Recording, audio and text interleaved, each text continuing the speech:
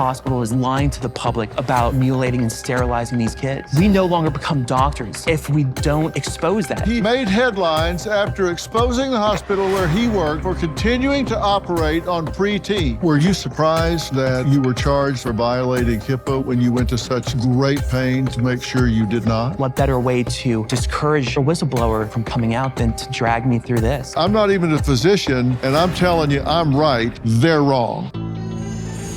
The Texas Attorney General, Ken Paxton, issued an opinion stating gender-affirming care could be investigated as child abuse.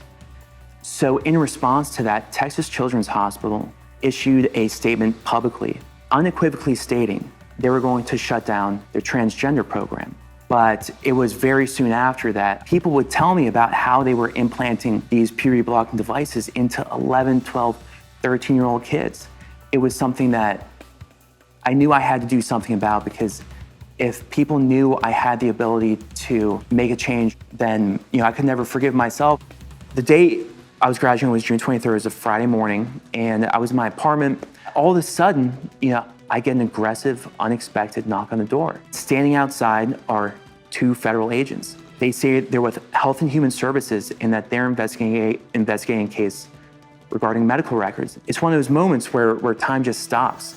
I have looked at the documentation that you provided, and it looks to me like you went to painstaking levels to protect the identity of the patients involved.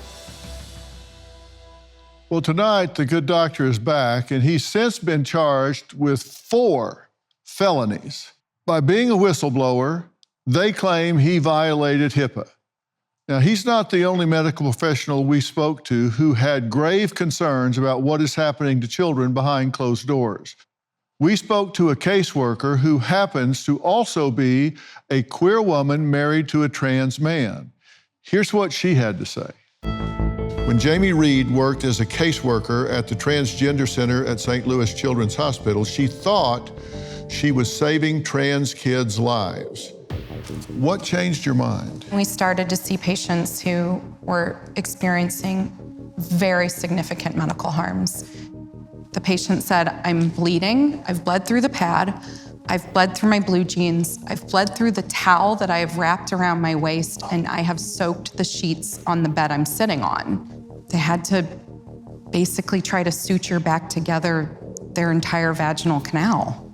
It had torn open. Of course, if this is debated, then there are those in the trans community that labels you as transphobic. But I am committed to having an open debate about these things so people can have information from both sides. Thank you for being here again. I was really proud of the courage you had to come on and talk about what you did. And I'm here to tell you, we support you 100% in what you had to say and the way you did it, because you have professional responsibilities. And I've operated under HIPAA for a long, long time. I understand the rules. I said at the time, you were very careful to not run afoul of those guidelines in any way. Would you agree? Yeah. As a surgeon, as a doctor, you make an oath to do no harm. If this is happening and the hospital is lying about it, it's my responsibility to do something about it, and especially when what they're doing is harming these children. Now, knowing you, I know that you couldn't live with yourself knowing what was going on and not saying anything about it. Yeah, I'm facing missing the birth of my first child, possibly the first few years of my first daughter's life, 10 years in prison for doing what was necessary to protect these kids. But the thing I fear greater is delivering my daughter into a world where her parents were unwilling to stand up, and I couldn't imagine not doing that. Were you surprised that you were charged with felonies for violating HIPAA when you went to such great pains to make sure you did not? We saw the extent of the corruption that was coming from the Department of Justice, and my attorneys had written a letter to Congress outlining that misconduct. And in it, the prosecutor said that they were going to bring me to a jury trial, even if they were going to lose. The implication being that they just wanted to bring me through this process. Just to harass you. Because the process is the punishment.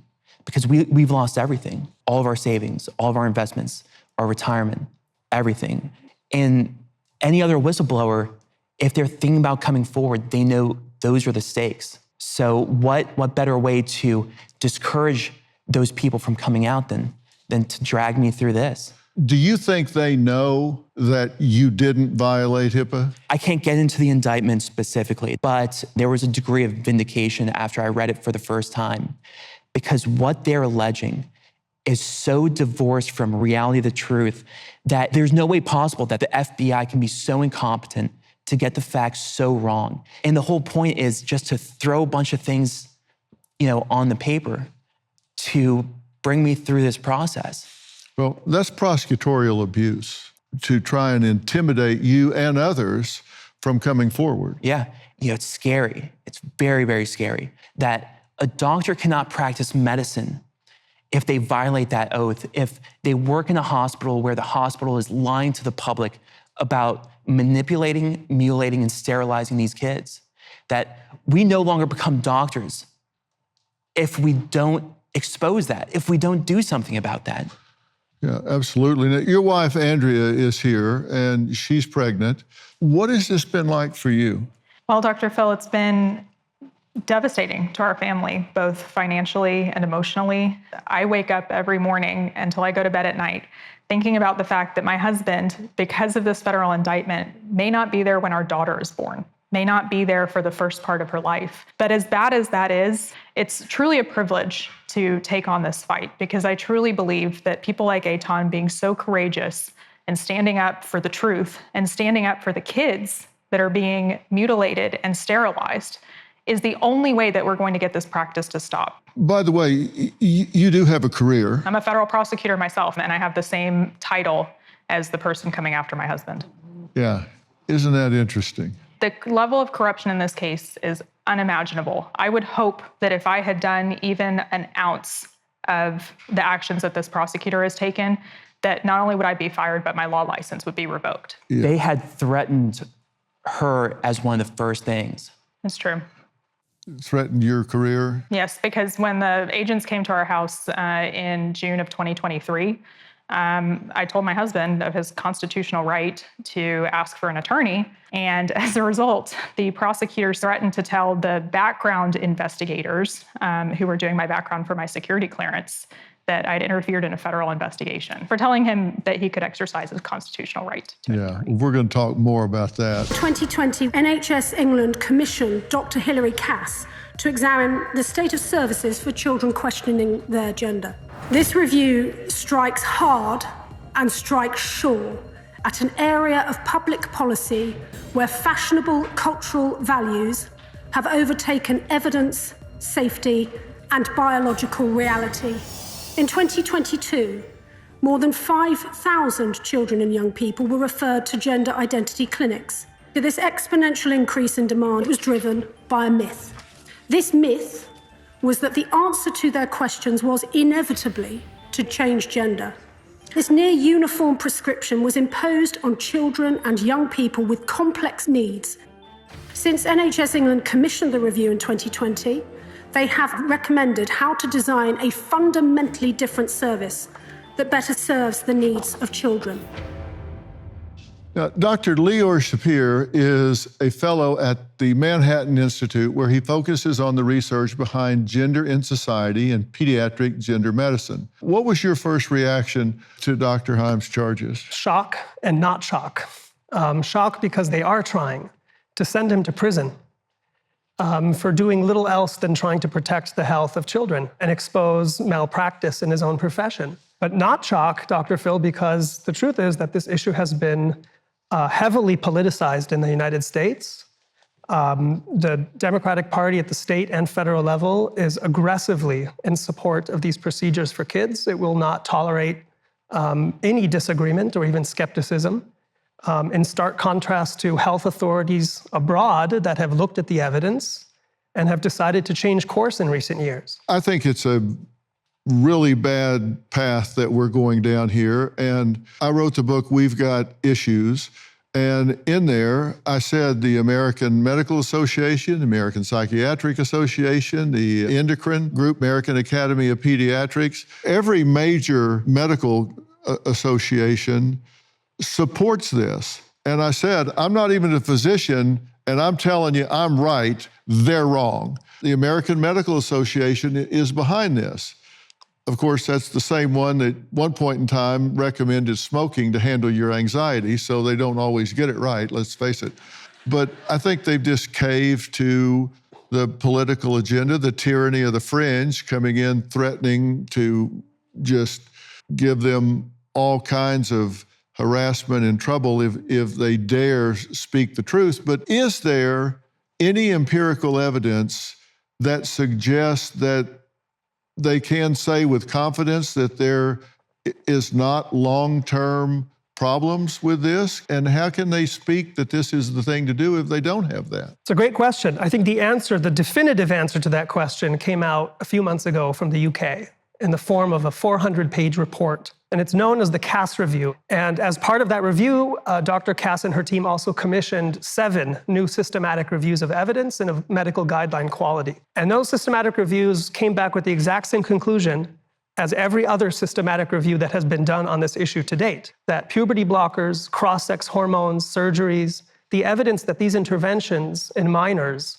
are safe and effective isn't there, which means that the risk for long-term irreversible harm is significant. There were a few other very important findings of this review. One of them being that when a child says, I'm transgender or I feel uncomfortable in my body, especially when this happens around the time of adolescence, which is when everybody feels uncomfortable in their body, there's no way for clinicians to be able to predict which of these kids will go on to have a lifelong struggle with their body. Dr. Hilary Cass concluded that youth gender medicine is, in her words, built on shaky foundations. She said that US doctors and medical associations, the very ones that you just cited, are, in her words, out of date on this issue. So we are becoming an outlier. Yeah, and it's shocking to me that we don't have more people in the medical community standing up and saying, this is ridiculous. We can't do this to these children. We have plenty of people in the medical profession saying that, but unfortunately they're not standing up like Eitan is. I hear from medical professionals and mental health professionals all the time. They would say, I have concerns, but if I speak out, I will be branded transphobic, and my career and personal reputation will be destroyed. And that's, I think, exactly why they're coming after Dr. Haim, precisely to send a message, be quiet, don't voice your concerns. Yeah, or you get labeled transphobic. And the Cass report published an online survey asking why patients detransitioned. 70% realized their gender dysphoria was related to other issues. 62% said it was due to health concerns. 50% said the transition did not help their dysphoria. 45% found an alternative to deal with their dysphoria. And nobody ever talks about this is a very painful and complex post-surgical situation. I mean, this is not an easy path. Just as a point of comparison, oftentimes when they undergo what they euphemistically call bottom surgery, they have to stay in the hospital over a week. I would do liver transplants on people who would spend the same amount of time in the hospital. So you have a healthy child who will spend the same amount of time in the hospital as someone who just had a liver transplant. And those are the most invasive procedures we can do. Yeah. You're taking a healthy person and turning them into a chronic medical patient. Yeah, it's outrageous.